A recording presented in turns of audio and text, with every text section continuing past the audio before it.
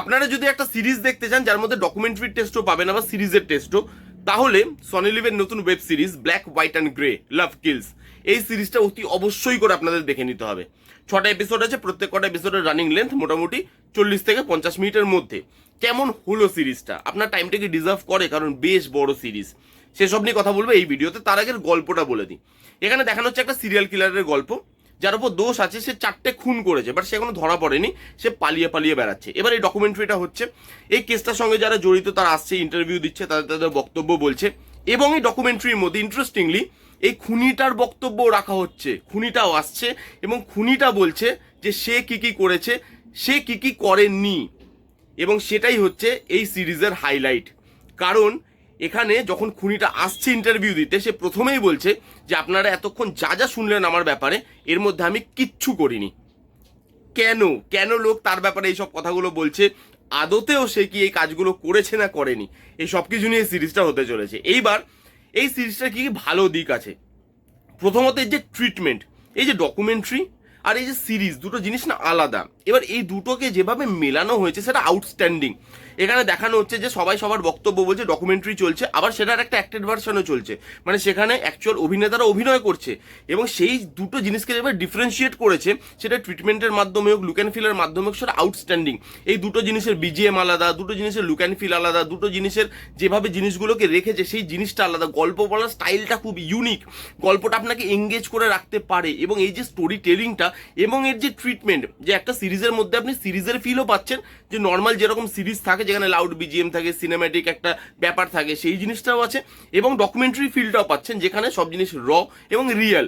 সেই যে ট্রিটমেন্টটা, দুটো জিনিসকে ডিফারেন্সিয়েট করা, খুব খুব সুন্দর ট্রিটমেন্ট। এবং তার সঙ্গে সিরিজটা কিন্তু আপনাকে এঙ্গেজ করতে পারে। প্রত্যেকটা জায়গায় যে হুক পয়েন্ট রাখা হয়েছে, প্রত্যেকটা মানে এপিসোডের শেষে যেভাবে জিনিসগুলোকে, ওই ক্লিফ হ্যাঙ্গারগুলোকে মানে আনে তারা, এবং সেই জিনিসগুলো যেভাবে আপনাকে এঙ্গেজ করে রাখতে পারে, আউটস্ট্যান্ডিং। প্রত্যেক জায়গায় টুইস্ট অ্যান্ড টার্নস, প্রত্যেক জায়গায় গল্পটা যেন পাল্টে যাচ্ছে। যতজন লোক আসছে ততজন লোক আপনাকে এঙ্গেজ করে দিচ্ছে এবং প্রত্যেকের গল্প আলাদা। সেই জিনিসগুলো যেভাবে দেখানো হয়েছে এবং যেভাবে প্রেজেন্ট করা হয়েছে, যেভাবে টুইস্ট অ্যান্ড টার্নস দেওয়া হয়েছে, সেটা outstanding. High point, low point, প্রত্যেকটা জায়গায় ক্লিফ হ্যাঙ্গার, এঙ্গেজমেন্ট, ভাই সেরা সেরা। এই সিরিজটা যেভাবে মানে আপনাকে high point low point provide করে টুইস্ট অ্যান্ড টার্নস দেয়, সেটা আউটস্ট্যান্ডিং। তার সঙ্গে এখানে প্রত্যেকে অভিনয় খুব ভালো করেছে, প্রত্যেকে যারা যারা সিরিজে অ্যাক্টিং করেছে তারা প্রত্যেকে এখানে অভিনয় ভালো করেছে। এবং এই সিরিজে না আরেকটা জিনিস না খুব ভালোভাবে আপনাকে দেখবেন, মানে তাহলে দেখলে আপনি সেই জিনিসটা বুঝতে পারবেন, সেটা হচ্ছে সমাজের কিছু জিনিস নিয়ে না এই সিরিজটা কথা বলে, এবং সেগুলো খুব ভাইটাল। এবং সেই জিনিসগুলোকে না চোখে আঙুল দিয়ে দেখায় না, আন্ডারটোনে রেখেছে, বাট সেগুলো আপনি বুঝতে পারবেন। সেটা হচ্ছে এই যে কোনো একটা ঘটনা ঘটলো, সেটা নিয়ে সোশ্যাল মিডিয়াতে কি এফেক্ট পড়ে, নিউজে কি এফেক্ট পড়ে, মিডিয়া কিভাবে সেই জিনিসটাকে নিয়ে রিয়াক্ট করে আজকের দিনে।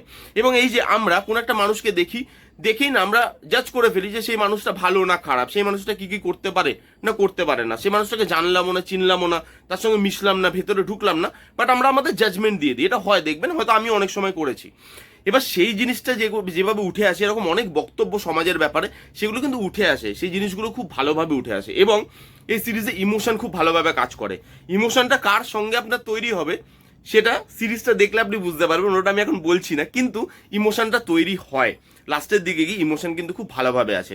এই ছিল মোটামুটি পজিটিভ দিক। একটাই জিনিস আমার নেগেটিভ লেগেছে সিরিজে, সেটা হচ্ছে সিরিজটা আরেকটু ছোট হতে পারতো কিছু কিছু জায়গায়, বিশেষ করে লাস্টের দিকে 5 নম্বর 6 নম্বর এপিসোডে গিয়ে কিছু জিনিস একটু ড্র্যাগ লাগতে শুরু করে, কিছু জিনিস রিপিটেটিভ লাগতে শুরু করে। সেই জায়গায় আমার মনে হয়েছে আরেকটু টাইম কাট করা যেত, আরেকটু ক্রিস্প করা যেত সিরিজটাকে।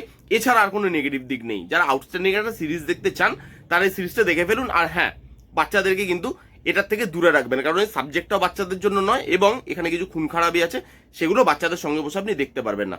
যারা যারা দেখেছেন সিরিজটা কেমন লাগলো আপনাদের জানিয়ে ফেলুন, আর যারা যারা দেখেননি যান গিয়ে দেখে নিন। এই ছিল রিভিউ। কেমন লাগলো রিভিউটা জানাতে ভুলবেন না। ভালো লাগলে please give a Thums up, like করবেন, কমেন্ট করবেন, শেয়ার করবেন, চ্যানেলটাকে মাস্ট সাবস্ক্রাইব করবেন। দেখা হচ্ছে নেক্সট কোনো ভিডিওতে। ততক্ষণ bye bye, take care and be safe.